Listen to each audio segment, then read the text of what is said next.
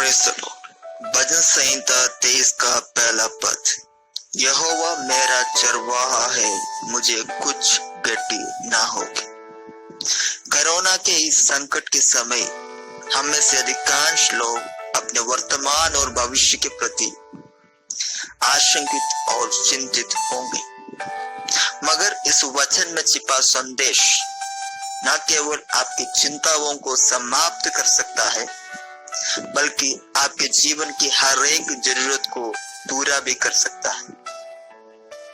हमें समझ सकते हैं कि जब राजा दाऊद ये आयत लिख रहा होगा, तब उसके जीवन में भी एक या एक से अधिक समस्याएं, चिंताएं रही होगी। लेकिन जब वो प्रार्थना के साथ परमेश्वर की उपस्थिति में गया, तो परमेश्वर की अगुवाई में वो ये वचन लिखता है, यहोवा मेरा चरवाहा है, मुझे कुछ घटी ना हो। आपके जीवन की घटी क्या है? आपके जीवन की जरूरत क्या है? आइए मेरे साथ दोहराइए, यहोवा मेरा चरवाहा है, मुझे अच्छे स्वास्थ्य की घटी कभी नहीं होगी। मेरे जीवन में आत्मिक आनंद और उत्साह की कमी कभी न होगी। मेरे परिवार के सदस्यों की संख्या में समय से पूर्व कभी कमी नहीं होगी। आपके जीवन की जो भी जरूरत है, इस वचन के साथ जोड़कर दोहराते रहिए, विश्वास के साथ दोहराइए। आपको अनुभव होगा कि आपकी चिंताएं ओझल होती हुई, आपकी चिंताएं समाप्त होती हुई आपको अनुभव होगा। एक बात हमें ध्यान देना चाहिए, वो ये है कि हमारा परमेश्वर सर्वशक्तिमान परमेश्वर है। कोई भी समस्या उससे ना तो कभी बड़ी हुई थी और ना कभी बड़ी होगी।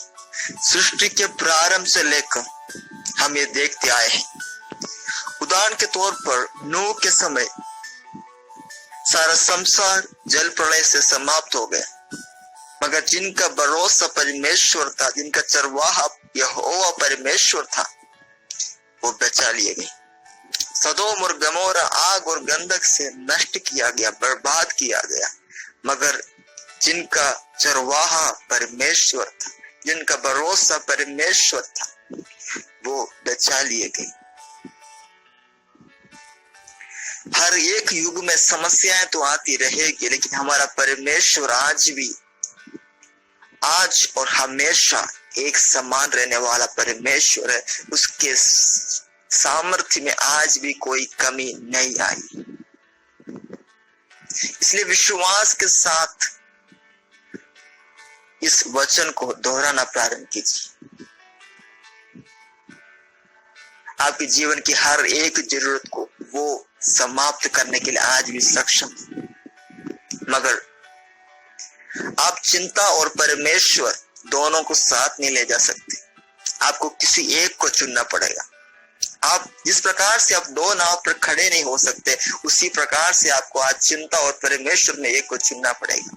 या तो परमेश्वर को अपने जीवन का पूर्ण रूप से नियंत्रण दे दीजिए और उसको कार्य करने का अवसर प्रदान कीजिए, तो यकीन मानिए आपके जीवन की हर एक चिंताएं, आपके जीवन की हर एक जरूरतें वो पूरा करेगा। लेकिन अगर आप चिंताओं को स्थान देते हैं, तो आपकी चिंताओं को स्थान देते हैं, तो फिर परमेश्वर से प्रार्थना करने का अर्थ क्या होगा? तो अपने जीवन की हर एक चिंताओं को त्याग कर पूर्ण रूप से परमेश्वर पर भरोसा करते हुए इस वचन को फिर से दोहराइए, यहोवा मेरा चरवाहा है, मुझे कुछ घटी ना होगी। तो विश्वास के साथ प्रार्थना कीजिए और अपने जीवन की हर एक जरूरतों को हासिल कीजिए, अपनी चिंताओं पर जय प्राप्त कीजिए। धन्यवाद।